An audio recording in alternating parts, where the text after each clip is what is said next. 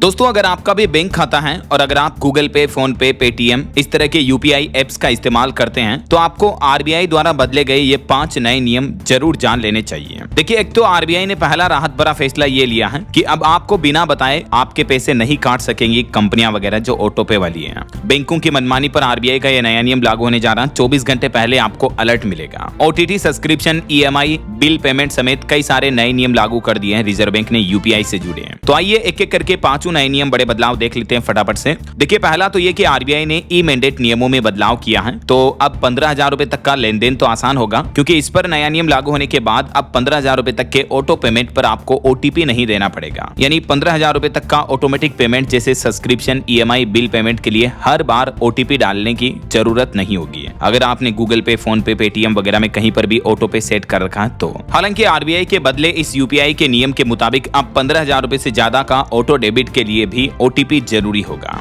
ठीक है, तो पहला तो भारतीय रिजर्व बैंक आरबीआई ने ये ऑटो पे से जुड़े, ऑटो डेबिट से जुड़े नियमों में बदलाव किया है। तो ग्राहकों को इसका काफी फायदा होगा। ऑनलाइन बिग पेमेंट वाले कस्टमर्स के साथ फ्रॉड होने के चांसेस कम होंगे। अच्छा, इसके अलावा देखिए, अब विदेशी ऑटो पेमेंट पर आपको 24 घंटे पहले ही एक नोटिफिकेशन भी मिल जाएगा। यानी यूजर चाहे तो इस भुगतान को रोक सकेगा। रिजर्व बैंक ने ई मैंडेट के नियम में ये भी प्रमुख बदलाव किया है। तो अब विदेशी ऑटो पेमेंट का मतलब ये हो गया, जैसे जो फॉरेन कंपनीज हैं, मान लीजिए नेटफ्लिक्स हो गया, यूट्यूब प्रीमियम आपने ले रखा है, तो इनके सब्सक्रिप्शन के लिए जो ऑटो पेमेंट करता है, तो रिजर्व बैंक ने सभी तरह की विदेशी कंपनियों के लिए किए जाने वाले ऑटोमेटिक पेमेंट के नियम में ये बदलाव किया है। एक तो इसमें अधिकतम ट्रांजैक्शन लिमिट 15,000 होगी। इसके अलावा भी 24 घंटे पहले आपको नोटिफिकेशन मिल जाएगा कि आपका ये सब्सक्रिप्शन वाला पेमेंट कटने वाला है फला तारीख को। ऐसा अगर आप अपने डेबिट, क्रेडिट कार्ड या फिर यूपीआई से किसी विदेशी सर्विस के लिए ई मैंडेट यानी हर महीने पैसे कटने वाला सिस्टम सेट करते हैं तो आपको 24 आवर्स पहले नोटिफिकेशन मिल जाएगा। और इसके लिए बैंकों को एडिशनल फैक्टर ऑथेंटिकेशन AFA यानी ओटीपी से वेरिफिकेशन भी करना होगा अगर 15,000 से पेमेंट बड़ा है तो। ठीक है, अब ये देख सकते हैं आप इसके कुछ और की पॉइंट्स। ऑटोमेटिक पेमेंट पैसे कटने से 24 घंटे पहले आपको अलर्ट मिलेगा। बैंकों और वित्तीय संस्थाओं को अलर्ट में ये जानकारियां ग्राहकों को देनी होगी। एक तो मर्चेंट यानी दुकानदार, कंपनी का नाम जैसे यूट्यूब, नेटफ्लिक्स वगैरह और भी किसी भी कंपनी है तो कटने वाली राशि कितने रुपए कटेंगे, डेबिट होने की तारीख और समय, एग्जैक्टली इस तारीख को, इस टाइम पर आपका सब्सक्रिप्शन पेमेंट कटने वाला है ऐसा। इसके अलावा ई मैंडेट का रेफरेंस नंबर और डेबिट का कारण यानी रीजन भी आपको पता चल जाएगा कि आपने फला सर्विस एक्टिवेट कर रखी तो उसका पेमेंट फला तारीख को इतना राशि कटने वाली है ऐसा। ठीक है, यहाँ तक क्लियर हो गया। इसके अलावा समझिए, ट्रांजैक्शन लिमिट 15,000 रुपए तक होगी। इतने रुपए तक बिना किसी एक्स्ट्रा ऑथेंटिकेशन के पेमेंट हो पाएगा। हालांकि इसमें भी कुछ स्पेशल कैटेगरी में 1 लाख रुपए तक रखी गई है ये transaction limit. For example, credit card, bill, insurance premium, mutual fund के भुगतान के लिए ये लिमिट 1 लाख होगी। इससे ज्यादा की राशि होने पर फिर ओटीपी का वेरिफिकेशन जरूरी होगा ऐसा। अच्छा, अब समझिए आरबीआई के ये ई मैंडेट नियम किस किस तरह के पेमेंट्स पर लागू होंगे। एक तो यूपीआई कार्ड के जरिए होने वाले विदेशी मर्चेंट्स के ऑटो पेमेंट पर। दूसरा,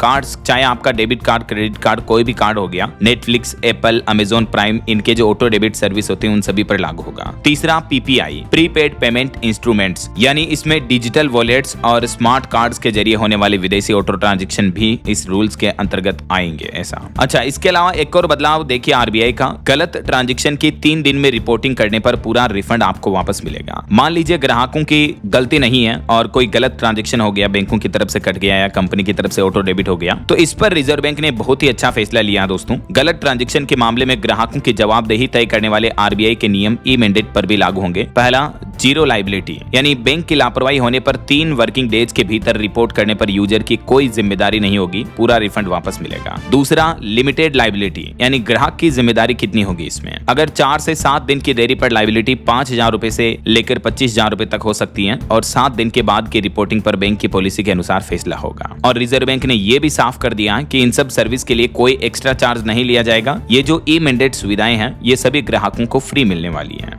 ओके, तो रिजर्व बैंक की तरफ से लागू किए गए ये नए नियम, न्यू रूल्स एंड रेगुलेशंस के अपडेट उम्मीद आपको जरूर जानने मिले होंगे। वैसे आपकी सबसे फेवरेट यूपीआई एप्स कौन सी हैं? गूगल पे या फोन पे को ज्यादा यूज करते हैं आप, या भीम ऐप चलाते हो या पेटीएम चलाते हो? कमेंट करके बताएगा जरूर। और बाकी इस वीडियो को लाइक और शेयर करना, डीएलएस न्यूज चैनल को सब्सक्राइब करके बेल आइकन जरूर दबा देना रोजाना ऐसी इंफॉर्मेटिव जानकारियां, महत्वपूर्ण समाचार देखते रहने के लिए। ओके, ख्याल रखिएगा अपने आप का, अपने परिवार का। मिलेंगे अगले नेक्स्ट अपडेट में, तब तक के लिए जय हिंद, जय भारत, वंदे मातरम।